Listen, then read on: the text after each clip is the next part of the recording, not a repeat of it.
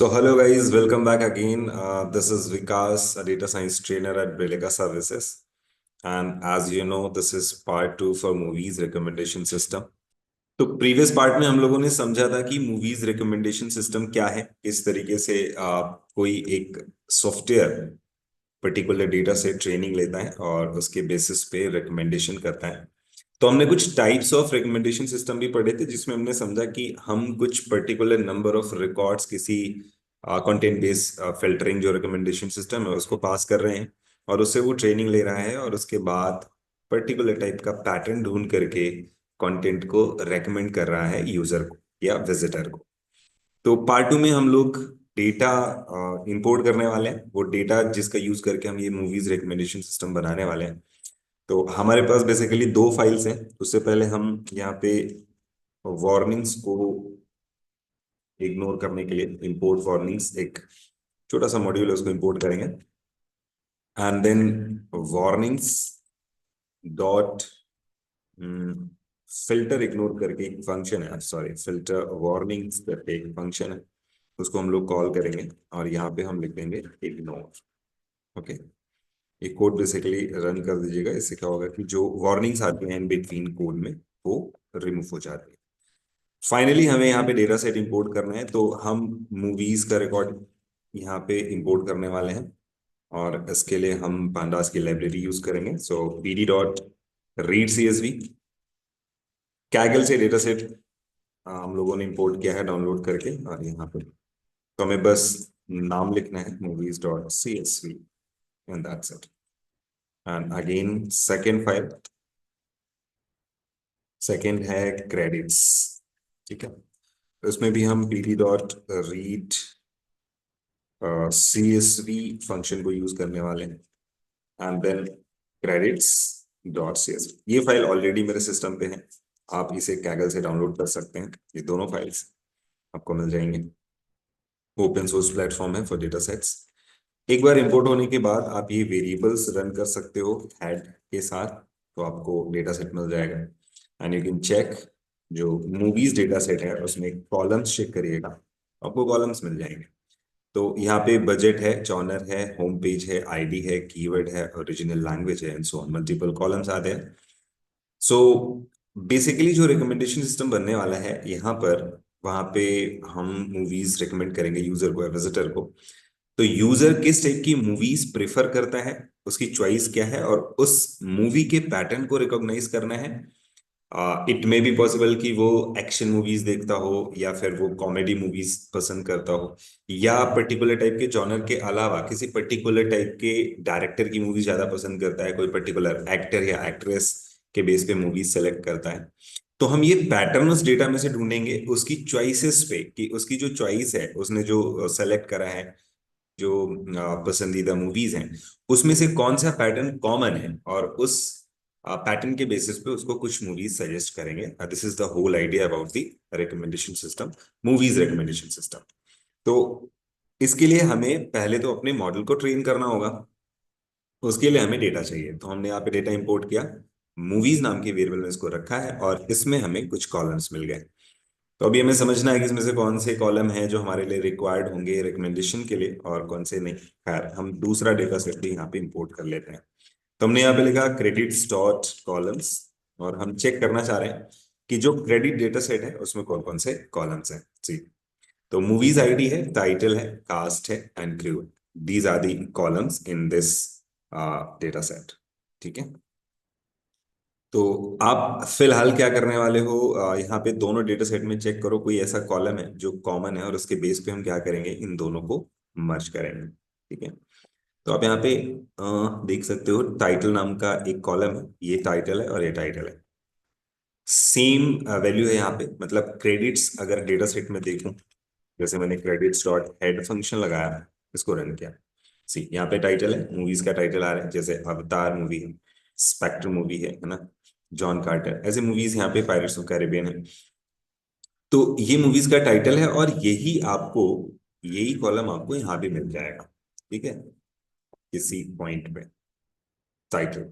ठीक, तो अब ये देखो यहाँ पे है। अब इसी कॉलम के बेस पे हम इन दोनों को मर्ज करके एक फाइनल डेटा सेट बनाएंगे। तो मैं उसका नाम रख देता हूँ MOV शॉर्ट में, और यहाँ पे लिखता हूँ movies dot merge,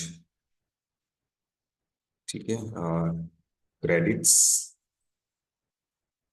comma on, यहाँ पे दे देते हैं कौन से कॉलम के बेस पे मर्ज करना है।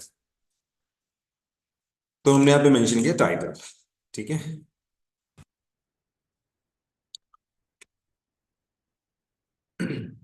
And then hit enter and check the data set. ये डेटा सेट है जिसमें 23 कॉलम्स है एंड 4809 रोज हैं। Okay,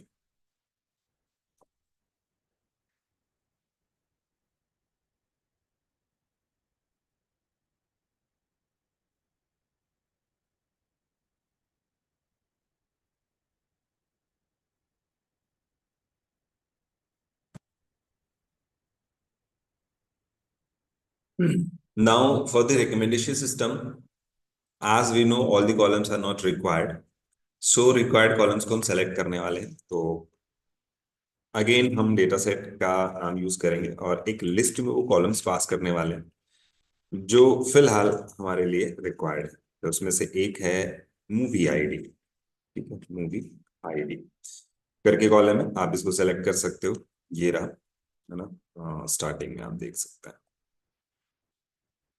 movie ID, ID, budget and genre. देखते हैं मूवी आईडी कॉलम को यहीं पे फिल्टर करके इस नाम से है या नहीं। ठीक है, ये रहा मूवी आईडी। देन लिस्ट में हम पास करने वाले हैं अगले टाइटल को, ये भी हमारे लिए रिक्वायर्ड होगा। देन हम यहाँ पे ओवरव्यू ले लेते हैं, ओवरव्यू।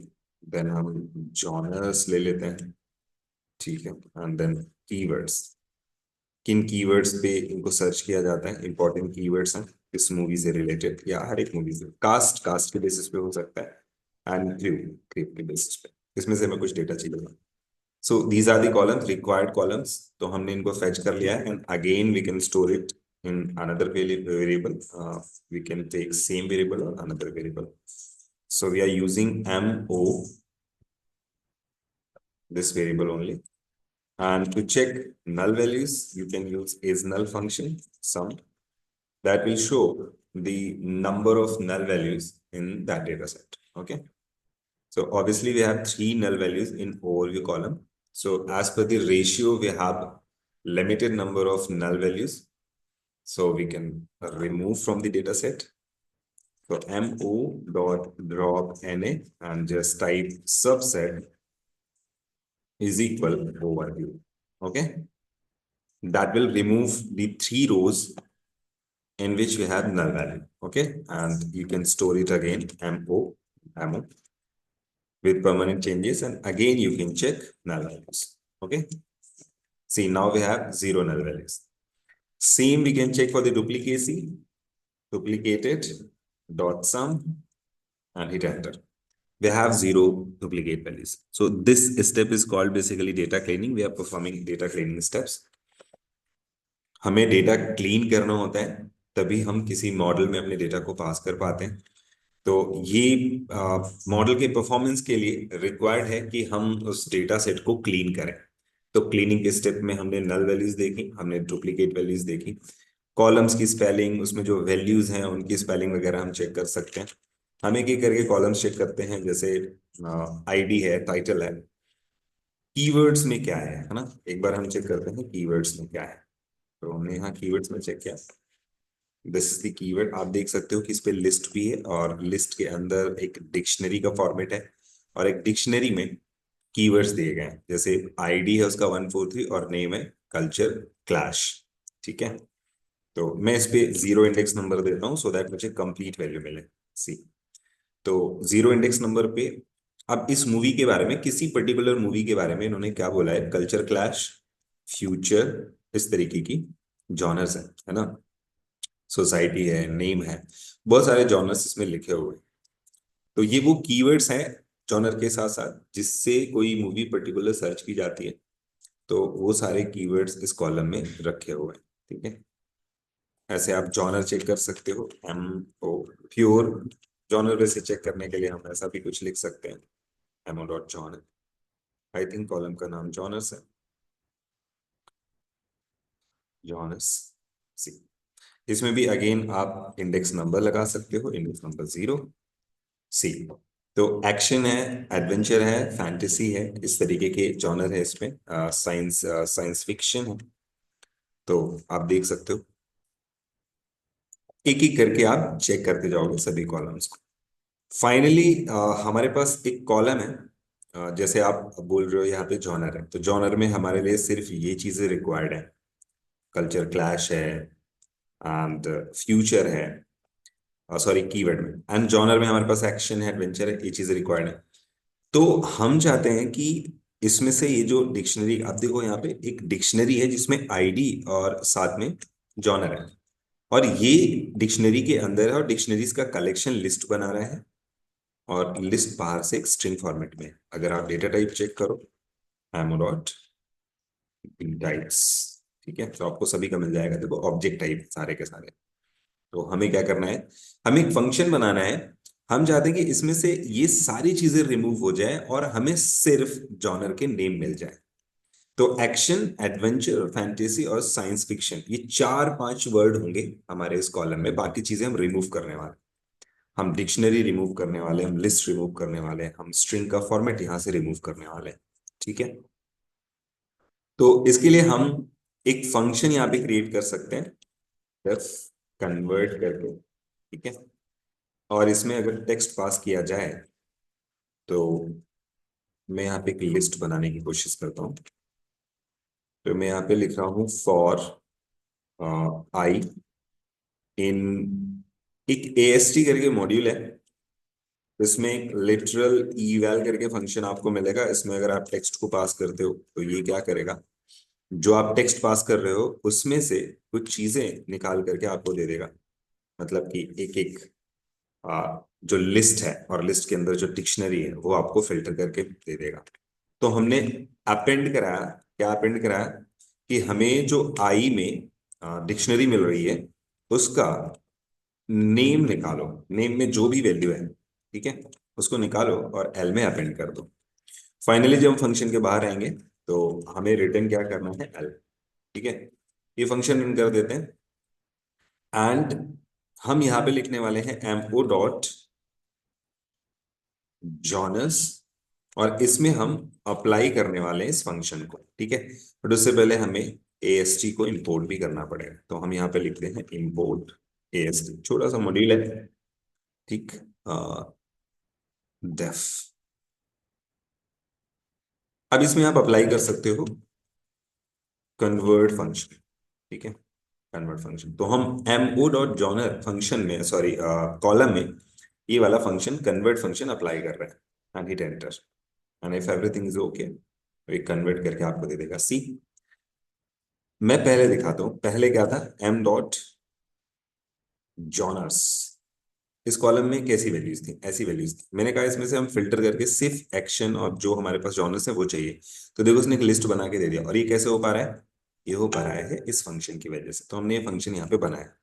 तो हम लिखेंगे MO dot genres is equal, ये जो नई वैल्यूज आई हैं इसको हमने कहा जॉनर्स में वापस कर दो।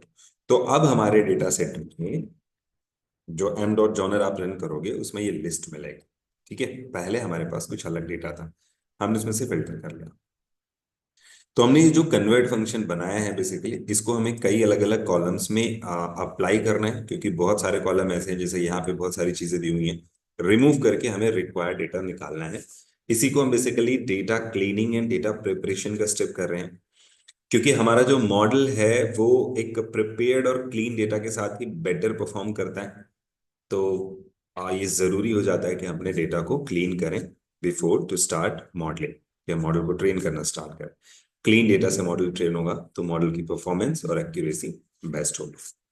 तो ये हमने एक कॉलम पे अप्लाई किया है, and rest will see next lecture, next video. हम लोग नेक्स्ट वीडियो में देखेंगे बाकी के पार्ट में हम ये चीजें कैसे अप्लाई करते हैं, और इसके बाद मॉडल ट्रेनिंग वाला पार्ट रहेगा। तो इट मे बी पॉसिबल, मैंने प्रीवियस लेक्चर में आपको बताया था कि हम लोग 3 पार्ट में करने वाले हैं, बट इट मे बी कि इसके 4 पार्ट्स बने, डिफरेंट पार्ट्स। क्योंकि सेकेंड पार्ट में हम डेटा क्लीनिंग और डेटा प्रिपरेशन की कुछ स्टेप्स करेंगे, कंप्लीट करेंगे, एंड उसके बाद फिर हम डेटा मॉडलिंग पे जाएंगे, है ना, काउंट वेक्टराइजर वगैरह इस पे यूज करेंगे. So yes, that was all about this video. Like, share, subscribe the channel, and thanks for watching.